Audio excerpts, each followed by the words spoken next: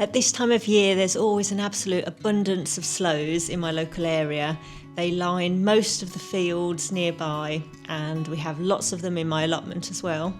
Every year I fill about 2 small bags and make some sloe gin with it.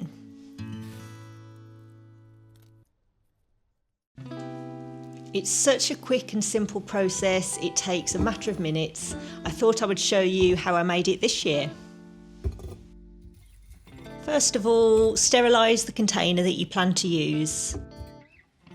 Traditionally, you pick sloes after the first frost. If you pick them before, then you are supposed to put them in the freezer. That's what I did with these, and they were partly defrosted as I was making the gin, which is absolutely fine.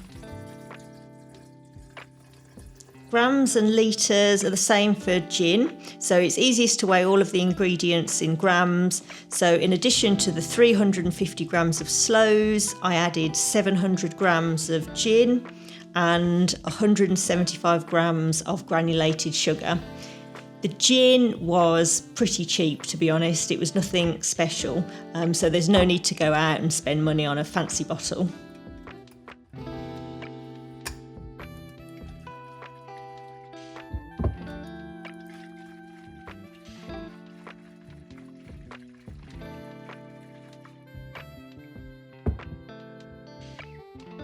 It is that simple, and then you just need to sort of tuck it in the corner so it's sort of quite dark, so it doesn't have sunlight on it. And then every couple of days, just give it a little shake up or kind of a upside down, and then eventually the sugar will all dissolve. By Christmas time, about 3 months' time, it will be good to go. But like I said before, if you can wait another year, it's even nicer. You can, after 3 months, taste it and add a bit more sugar if you want. It's really nice. It sort of turns into almost like a little liqueur, so it is very sweet and sticky, and you only need a tiny bit of it. But it is nice. But yeah, you just flavour it to suit. So yeah, you can add a bit more sugar. And then I tend to, if I give it as gifts, put it into just little sort of glass bottles like this, and then a little ribbon around them or something. It's lovely as a Christmas gift. So yeah, there you have it. Sloe gin, highly recommend it. I've just got home and I found a pile of parcels on the doorstep. So it's all garden allotment stuff. So I thought I'll do a really quick unboxing and show you what I've got. I'll start with the least interesting first.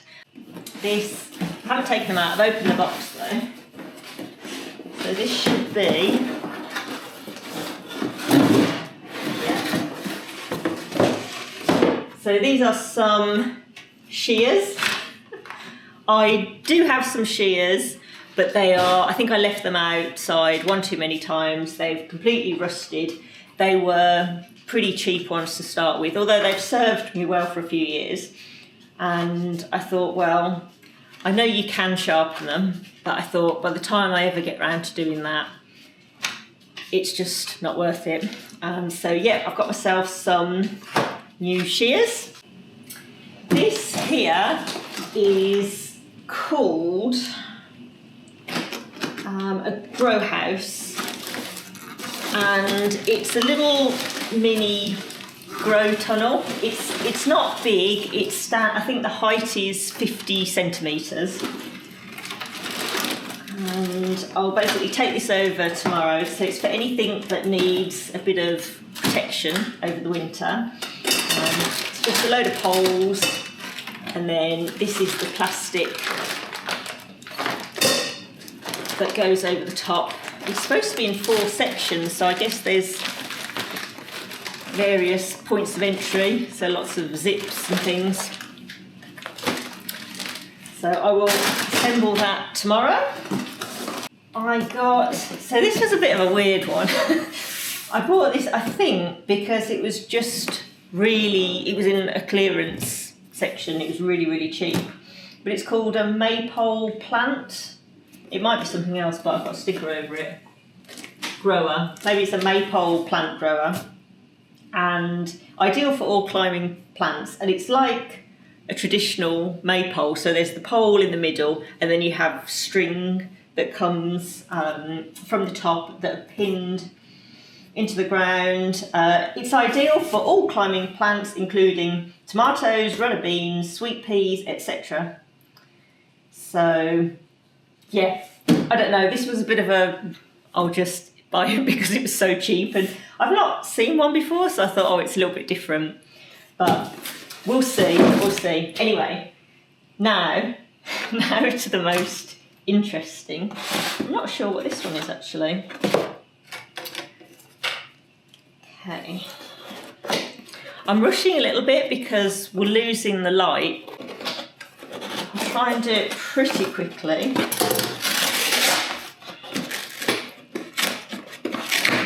So, what is this? I can't even remember. Oh my gosh, I didn't even know I'd ordered these.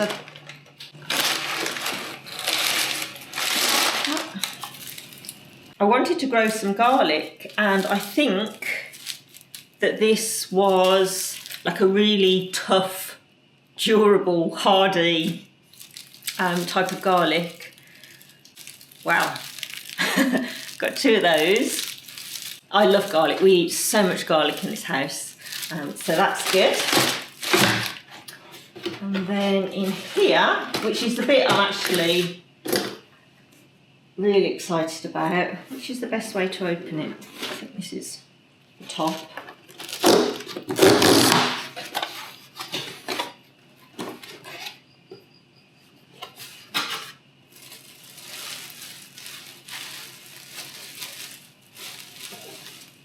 Ooh. Okay, so this is the danger with buying plants and having them delivered online, that they don't always cope too well with the delivery.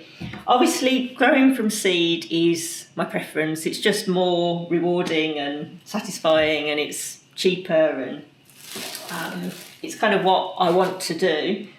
But I think this was an offer I couldn't refuse, and at the moment my greenhouse is a bit out of action, so I saw these and I thought, right, and they are basically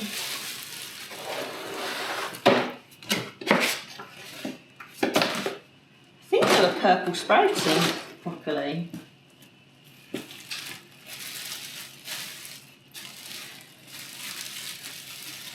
Or just normal broccoli. Are they purple? Oh no, hold on.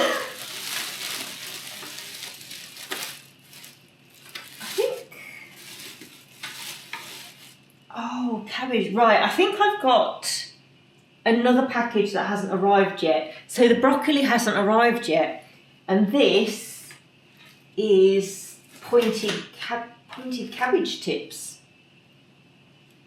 Oh, that's less exciting than the broccoli, but they've fallen out of their tray and they're a little bit tangled. But they're okay though. There we go.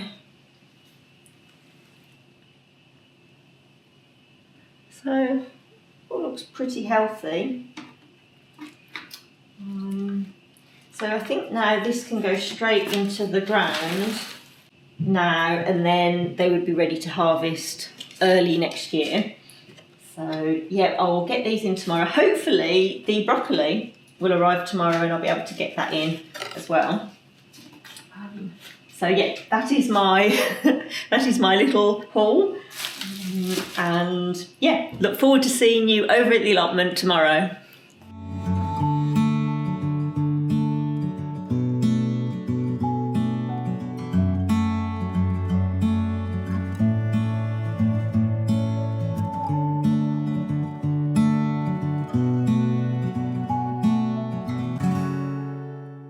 I've made it to the allotment. It's a bit later than I'd intended to come. It's about 4 o'clock in the afternoon, but that's okay. It's still enough time. I want to plant the cabbages that were delivered yesterday.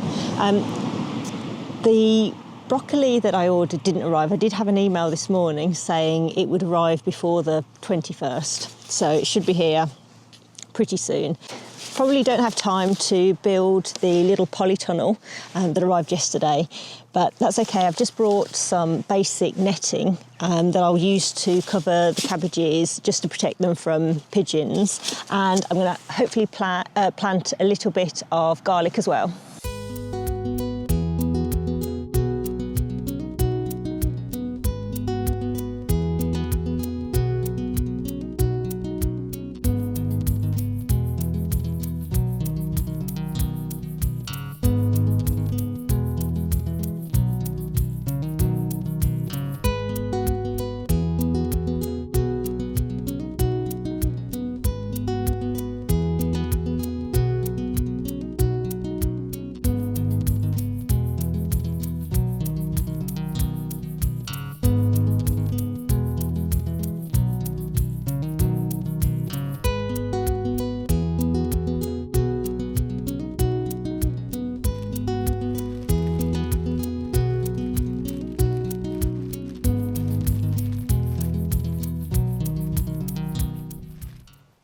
So I've planted 6 of the cabbage plug plants over in my new raised bed.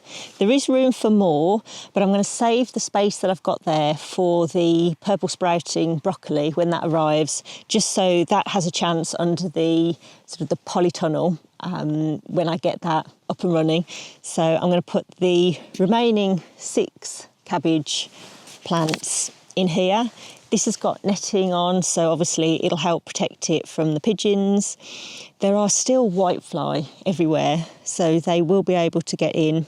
I feel like the weather is really turning now, so I don't think they'll be around for too long, hopefully. So yeah, I'm going to go ahead and get these in the ground.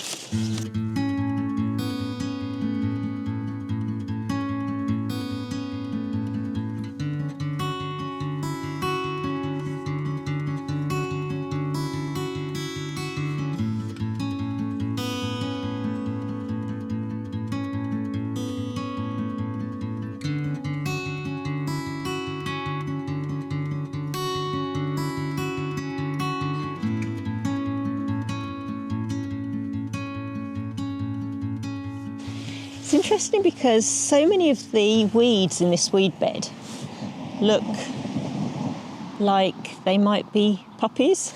So I have left a few just in case they are poppies, because I really, really like poppies. So we'll see, but I don't understand. If it is, I don't know why there's so many in this bed of poppies, why there aren't any growing anywhere else. So I can't quite understand why there would suddenly be a load of poppy seeds.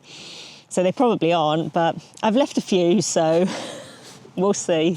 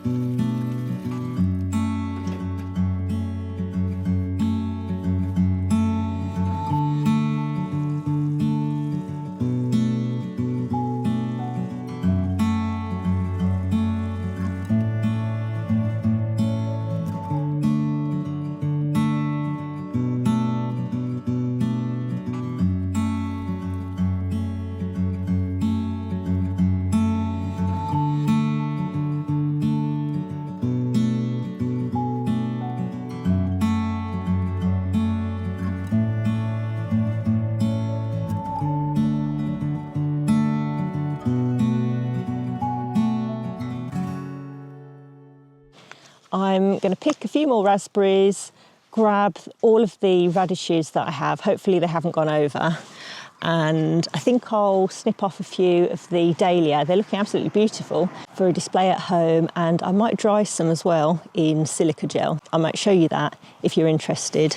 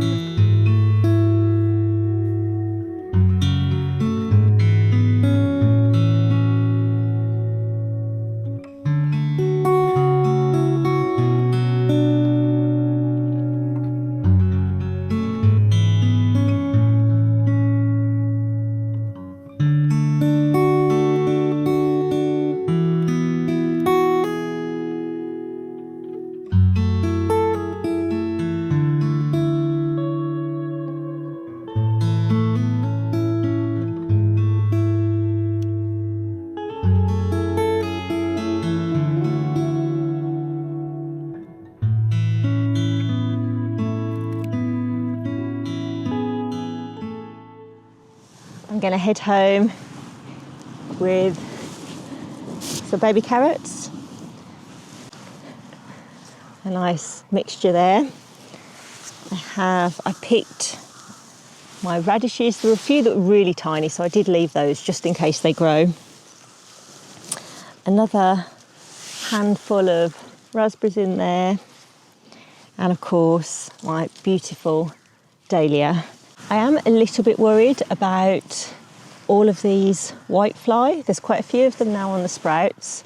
They don't seem to be doing any damage, but I am concerned about the cabbage that I've just planted, because obviously they're small and delicate and probably very tasty and appealing. I'm going to take my goodies and I'll see you back here early in the morning.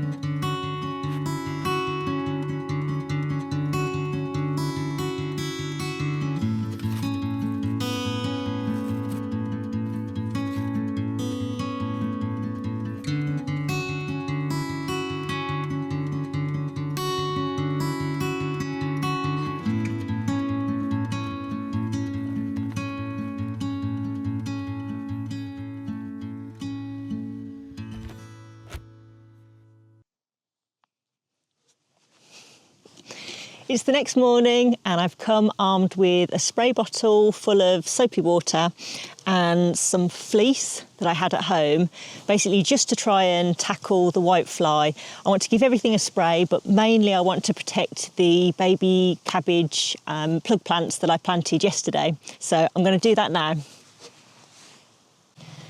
So typically my spray bottle isn't working.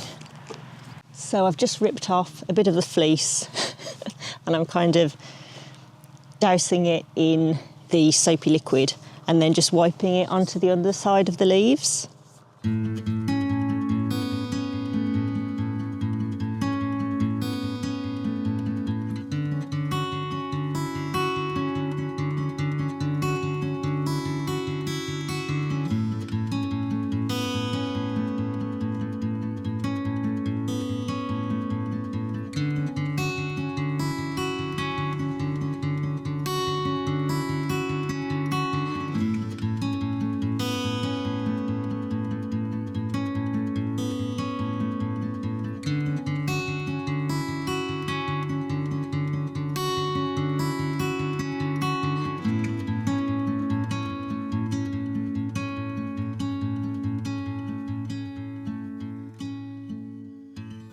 I've wiped the underside of all of the leaves with the soapy water.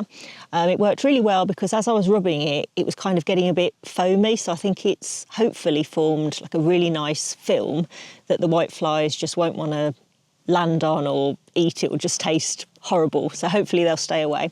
I reread the label and it said that I needed to mulch the cabbage once I'd planted them. So I did bring some straw that I've put down. I haven't fleeced this, partly because the fleece just isn't wide enough. So I think I'm just going to leave it and hope for the best. I think, to be honest, I'm learning pretty quickly that things on the allotment, there is a lot of just hope for the best. So I'll see how I get on. To be honest, I think the weather is due to change pretty quickly. So hopefully the whitefly will just be gone. Although I'm sure they'll be replaced by another pest. But what can you do? I brought one of the garlic bulbs that I ordered over with me. I was going to grow it all in a planter that I have on my patio at home, but I thought as I've got so much of it, I'll just bring some over with me, and I think I'm just going to plant some up and see what happens. We can get into it. Okay, this is huge, wow. Look how big these are.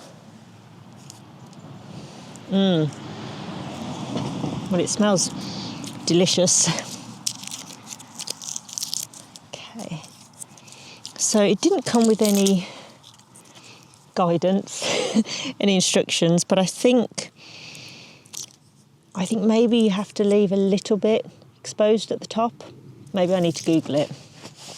Push each clove gently into the soil with the pointy end facing upwards and the flat root end facing downwards, with the tip just below the soil surface. Okay, let's go for it. I've forgotten my gloves and I've forgotten a trowel, so it's just fingers.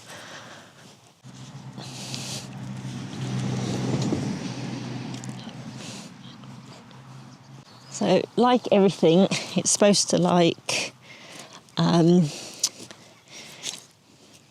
soil with drainage, which I'm not entirely sure this has got the best drainage. So maybe I won't plant too many. I'm suddenly feeling not very confident because this soil feels quite compacted and not very well draining.